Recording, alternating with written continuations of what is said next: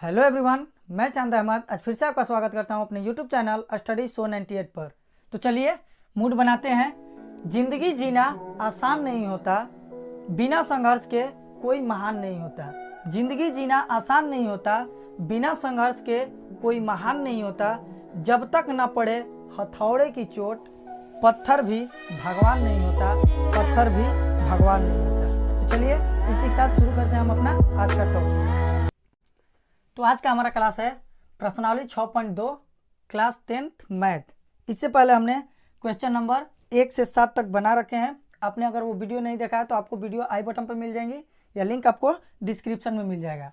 और बाकी सारे जितने भी हमारे पिछले मैथ हैं, पिछले प्रश्नावली हैं, वो सब हमने करा रखा है एकदम बेसिक से।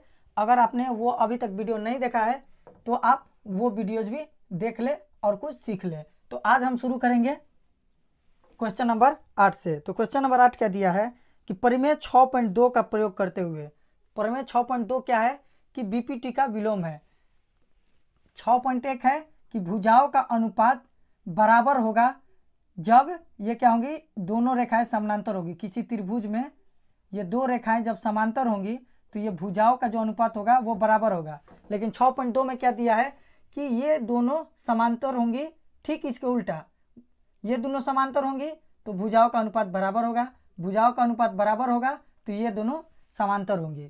तो यही हमें दिखाना है कि भुजाओं का अनुपात जो है वो बराबर है या नहीं। यही है प्रमेय 6.2 का प्रयोग करते हुए सिद्ध कीजिए कि एक त्रिभुज के किन्हीं दो भुजाओं के मध्य बिंदु को, एक त्रिभुज है, मान लेते हैं कोई त्रिभुज बना लेंगे।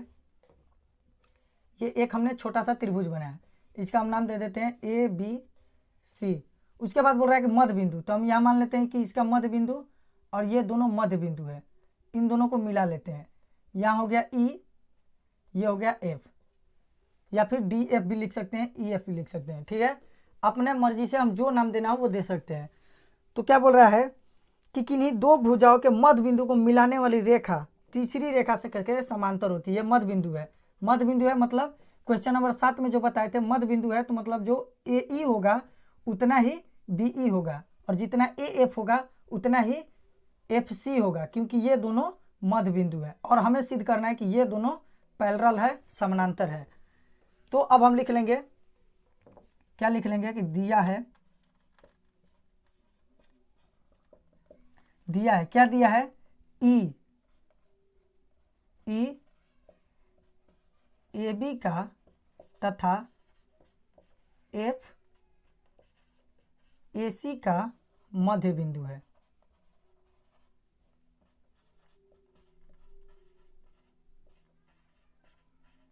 ये हमने लिख लिया क्योंकि वो बोला है कि ये दोनों जो हैं वो मध्य बिंदु हैं।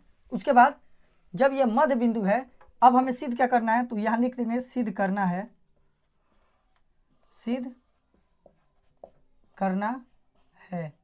क्या सिद्ध करना है कि BC जो है EF के समानांतर है, मतलब BC समानांतर EF, यही हमको सिद्ध करना है।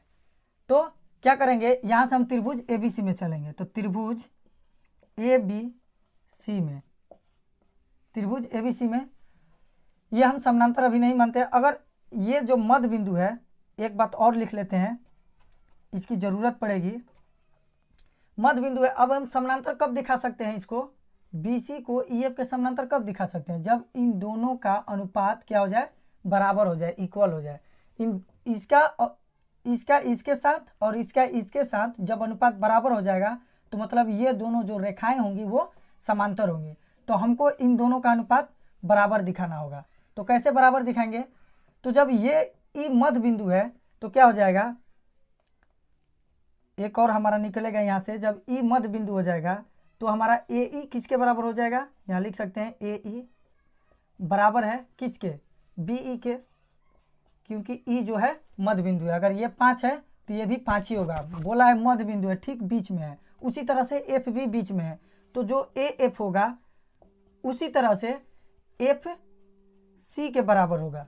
ये दोनों बराबर होंगे, FC या CF लिख सकते हैं, तो यहाँ CF लिख लेते हैं। ये दोनों हमारे दिए हुए हैं। अब इसके आगे हम चलते हैं त्रिभुज ABC में। त्रिभुज ABC ले लेते हैं, त्रिभुज ABC सी में।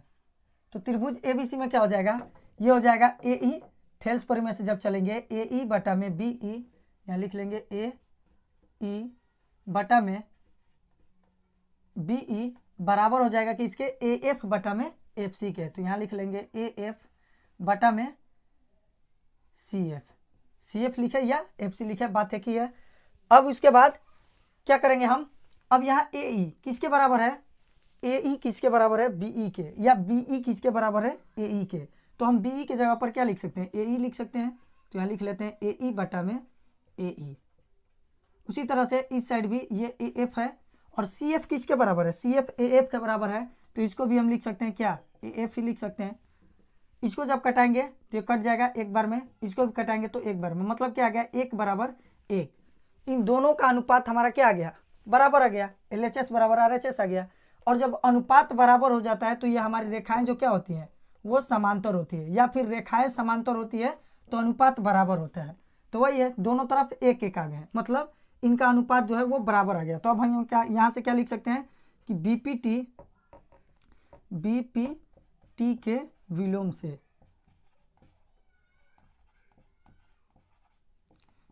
से, या फिर क्वेश्चन हमारा बोला है परिमेय 6.2 से, तो यहाँ लिख सकते हैं परिमेय 6.2 से, दोनों में से कोई लिख सकते हैं। क्वेश्चन बोला है परिमेय 6.2 से, इसीलिए 6.2 है, या बीपीटी का विलोम जो होता है वही 6.2 है। तो ये लिख लिए। अब इससे क्या होगा, जब ये दोनों आपस में बराबर है, भुजाओं का अनुपात बराबर है, इसका मतलब ये दोनों क्या होंगे, समांतर होंगे। तो यहाँ लिख लेंगे क्या, BC समानांतर EF, यही हो गया हमारा प्रूव्ड। ठीक है, तो चलिए चलते हैं हम अब इसके अगले क्वेश्चन पे, देखते हैं क्वेश्चन नंबर 9। क्वेश्चन नंबर 9 का जो फिगर है यही है। तो फिगर देख के आप थोड़ा सा समझ लीजिएगा कि ये समलंब है। इसमें क्या दिया है कि ABCD एक समलंब है, ABCD हमने एक समलंब बना दिया, जिसमें AB DC के समानांतर है, AB जो है वो DC के समानांतर है। तो हमने समानांतर बना दिया, तथा इनके विकर्ण परस्पर O बिंदु पर काटते हैं। ये जो विकर्ण है वो O बिंदु पर प्रतिच्छेद करते हैं।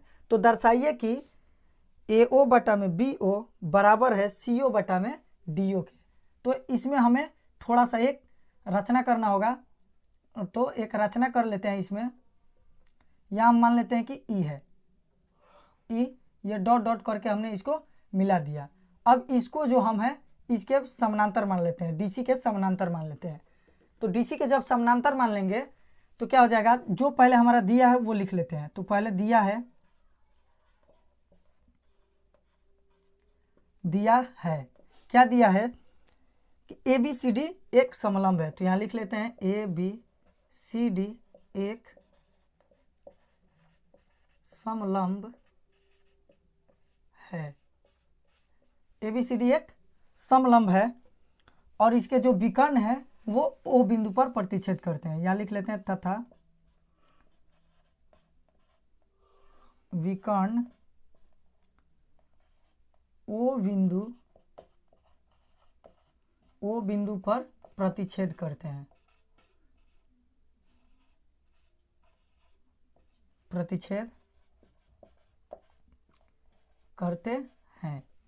ठीक है। उसके बाद क्या दिया है कि DC जो है या CD जो है AB के समानांतर है, मतलब AB समानांतर CD, ये दिया हुआ है। उसके बाद हमने रचना क्या किया, वो रचना लिख लेते हैं। रचना हमने क्या किया कि O से क्या किए, O से एक AD पर एक रेखा खींचे, बिंदु O से AD पर एक रेखा खींचे हैं जो DC के समानांतर है। तो यहाँ लिख सकते हैं बिंदु O से AD पर एक रेखा खींचे, जो किसके समानांतर है, हम मान लेते हैं किसके समानांतर, CD के समानांतर खींचते हैं, जो CD के समांतर है।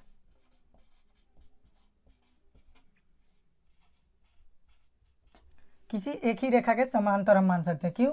क्योंकि जब भी दो रेखाएं हैं, ऐसे मान लेते हैं ये दो रेखाएं हैं और इनके बीच में एक हम रेखा खींचेंगे तो ये दोनों के समानांतर नहीं होगा।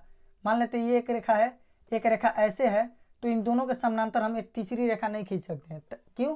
क्योंकि ये एक नीचे है, एक ऊपर है। हमको ये पता नहीं है कि हम जो पा रहे हैं इसके, तो इस हिसाब से अगर हम इसके समानांतर खींचे हैं तो ये और ये समानांतर पहले से ही है, इसी तरह से ये तीसरी भुजा के भी समांतर हो जाएगी। तो इसमें हम क्या करेंगे, ये तो पहले समांतर हम खींचे हैं किसके, सी डी के समानांतर, इसको हम मान लिए हैं कि ये सी डी के समानांतर खींचे हैं। तो जब सी डी और ए बी समांतर है, तो सी डी और ए बी समांतर है और सी डी के समांतर हमने ईओ खींचा है, तो उसी तरह से ये दोनों यानी कि तीनों क्या हो जाएंगे, आपस में समांतर हो जाएंगे। तो यहाँ लिख सकते हैं कि सी डी समानांतर है ओ ई के और ए बी समानांतर ओ ई के। ये होगी, ये पहली से खींचा हमने, इसके समानांतर खींचा, लेकिन इसी के समानांतर ये भी था, इसीलिए ये दोनों भी आपस में क्या होंगे, समांतर होंगे। तो वो हमने लिख दिया होंगी। उसके बाद हम क्या करेंगे, अब हमें निकालना क्या है, दिखाना है कि ए ओ बटा में बी ओ बराबर होगा सी ओ बटा में डी ओ के। तो यहाँ लिख लेंगे क्या, सिद्ध करना है। जो सिद्ध करना है वो पहले लिख लेते हैं, सिद्ध करना है। ये जो मेन पॉइंट है वो सब अभी लिख रहे हैं, अभी मैथ बना नहीं है, अभी इसको सिर्फ लिख रहे हैं फिगर से, क्या क्या किए, क्या दिया हुआ है और क्या सिद्ध करना है। तो सिद्ध हमें करना है ए ओ बटा में बी ओ बराबर सी ओ बटा में डी ओ, यही हमको सिद्ध करना है। अब इसके आगे हमारा काम होगा। अब यहाँ से अब हम शुरू करते हैं। तो सबसे पहले हम ले लेते हैं त्रिभुज ए डी सी, यहाँ लिख लेते हैं त्रिभुज ए डी सी में। अब जब ये त्रिभुज ए डी सी में लेंगे, ये त्रिभुज ए सी डी, ए सी डी में, और ये रेखाएं दोनों आपस में समांतर हैं, तो जब भी रेखाएं समांतर होती है तो क्या होता है, इनका और इनका अनुपात इसके अनुपात के क्या हो जाते हैं, बराबर हो जाते हैं। तो वही काम इसमें भी करना है, सेम काम। तो हम क्या कर देंगे, ए ई बटा में डी ई बराबर हो जाएगा किसके, ए ई बटा में डी बराबर हो जाएगा ए ओ बटा में सी ओ के। तो यहाँ लिख लेते हैं ए ओ बटा सी ओ, ये हो जाएगा समीकरण। हम बना लेते हैं इसको फर्स्ट, किससे, बीपीटी से। ये बीपीटी से हो जाएगा। उसके बाद हम फिर से चलते हैं त्रिभुज, एक त्रिभुज ये भी बन रहा है हमारा, कौन, ए बी डी। तो ए बी डी में चलते हैं, तो यहाँ लिख लेंगे त्रिभुज ए बी डी में। अब त्रिभुज ए बी डी में भी क्या होगा, ये दोनों, ये इसके समानांतर था और यही इसके समानांतर था, मतलब ये दोनों भी आपस में क्या होंगे, समांतर होंगे। और जब दो रेखाएं समांतर होती है तो उनके भुजाओं का जो अनुपात होता है वो क्या होता है, आपस में बराबर होते हैं। तो इसमें भी वही होगा, ए ई बटा में डी ई, ए ई बटा में डी ई बराबर हो जाएगा किसके, ए ई बटा में डी ई बराबर हो जाएगा बी ओ बटा में डी ओ के। तो यहाँ लिख लेते हैं बी ओ बटा में डी ओ, ये हो जाएगा हमारा समीकरण सेकेंड। ये भी किससे आएगा, बीपीटी से। ठीक है, ये दिखाना जरूरी है कि हम ये कहाँ से लाए हैं, तो बीपीटी से लाए हैं। अब हम क्या करेंगे, समीकरण फर्स्ट और समीकरण सेकेंड से। यहाँ देखते हैं ए ई बटा में डी ई, ए ई बटा में डी बराबर ए ओ बटा में सी ओ है। यहाँ भी ए ई बटा में डी बराबर बी ओ बटा में सी ओ है, मतलब ये इसके बराबर है और वही चीज़ इसके बराबर है, मतलब ये दोनों भी आपस में क्या होंगे, बराबर होंगे। तो यहाँ लिख लेंगे क्या, समीकरण फर्स्ट और समीकरण सेकेंड से।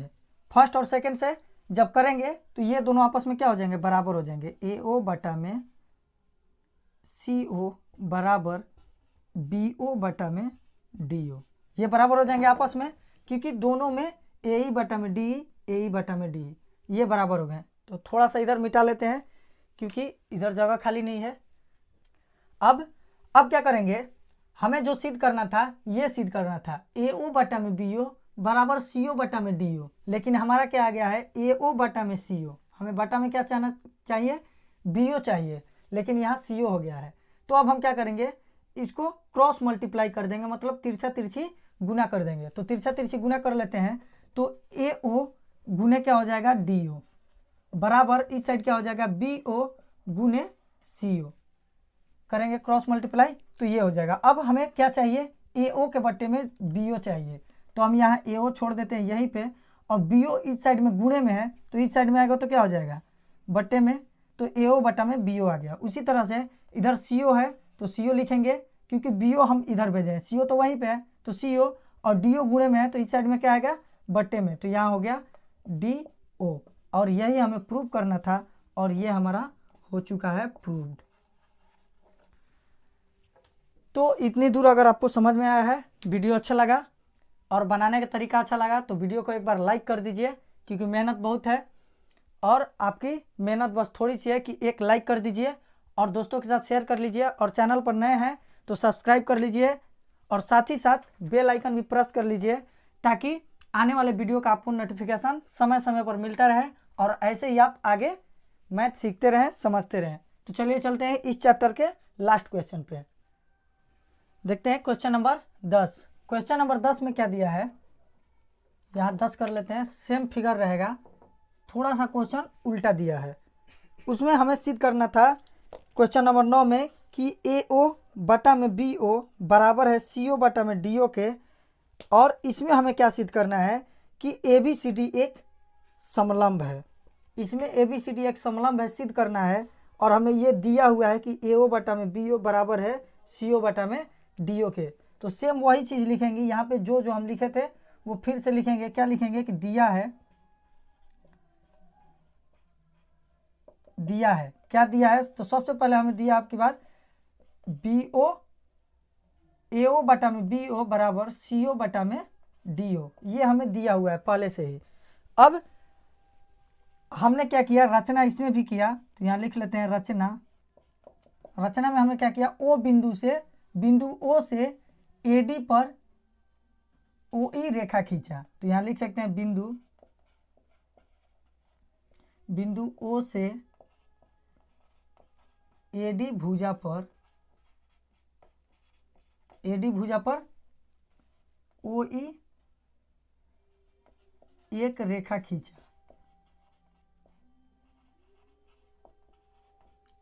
खींचा, जो रेखा हम मान लेते हैं, और ये जब समलंब है, ये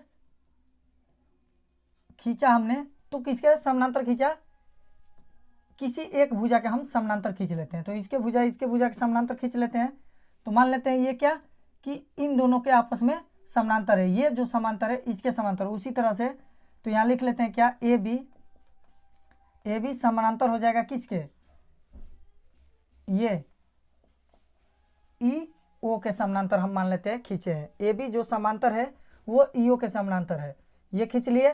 उसके बाद अब हम क्या करेंगे, जब समलंब हो तो अब इसके आगे हम करते थे, अब यहाँ क्या करते हैं हम, इसके बाद ये समानांतर है, ये हम इसके समानांतर एक रेखा खींच लिए इस हिसाब से। अब हमें समलंब सिद्ध क्या करना है, यहाँ लिख लेंगे जो सिद्ध करना है, सिद्ध क्या करना है कि ABCD एक समलंब है, ABCD एक समलंब है, यही हमें सिद्ध करना है। और समलंब कब होगा, जब ये आमने सामने की कोई दो भुजाएं क्या होंगी, आपस में समांतर होगी। कोई भी समलंब तब होता है जब आमने सामने की दो भुजाएं क्या हों, समानांतर हो। अगर किसी तरह से हम AB को CD के समानांतर दिखा देते हैं तो हमारा क्या हो जाएगा, ये प्रूव हो जाएगा कि ABCD जो है एक समलंब है। इसको सिद्ध करना है कि ABCD एक समलंब है, अर्थात इसको हम ये भी लिख सकते हैं कि AB समानांतर CD, यही हमको सिद्ध करना है कि AB और CD को समानांतर दिखा देना है। तो जब ये हमको समानांतर दिखाएंगे तभी हमारा क्या होगा, प्रूव होगा। तो सबसे पहले हम त्रिभुज चलते हैं ABD में, ठीक है, या फिर हम इसको समानांतर, जैसे हम पहली बार में DC के समानांतर EO खींचे थे, तो यहाँ उसी इसमें भी लिख सकते हैं क्या, इसमें लिख लेते हैं CD के समानांतर ही, CD के समानांतर EO कर लेते हैं, नीचे से ही चलते हैं। और त्रिभुज उसी तरह से लेते हैं क्या, ACD में, ACD जो त्रिभुज है उसी में चलते हैं। तो यहाँ पहले लिखेंगे क्या, त्रिभुज ACD में, त्रिभुज ACD में। अब ACD में चलेंगे तो BPT क्या कहता है कि जब ये दोनों समानांतर हैं तो इन दोनों भुजाओं का जो अनुपात होगा वो बराबर होगा। तो हम पहले यही लगाते हैं क्योंकि हमने इन दोनों को समांतर माना है। यहाँ पे हमने क्या माना है कि दोनों समानांतर है जब हम रचना किए हैं, और इन दोनों को हमें समानांतर सिद्ध करना है। अगर ये हम समानांतर दिखा देते हैं तो हमारा ABCD जो हो जाएगा वो समलंब हो जाएगा। तो पहले हम इसको लेकर चलते हैं, तो ये क्या हो जाएगा, AE बट्टा में DE बराबर, इधर से चलेंगे तो हो जाएगा AO बट्टा, ये क्या हो जाएगा, CO। इसको हम बना लेते हैं समीकरण फर्स्ट। ये आ गया हमारा क्यों, BPT से। अब जो दिया है हमारा, ये हमारा दिया है, इसको थोड़ा सा हम मॉडिफाई करते हैं। तो जब यहाँ क्या दिया है हमारा, दिया है, इसी को कर लेते हैं दिया है, जो दिया है इसको मॉडिफाई करते हैं। मॉडिफाई जब करेंगे इसको क्रॉस मल्टीप्लाई जैसे उस वक्त किए थे, इसमें भी वैसे ही कर लेंगे।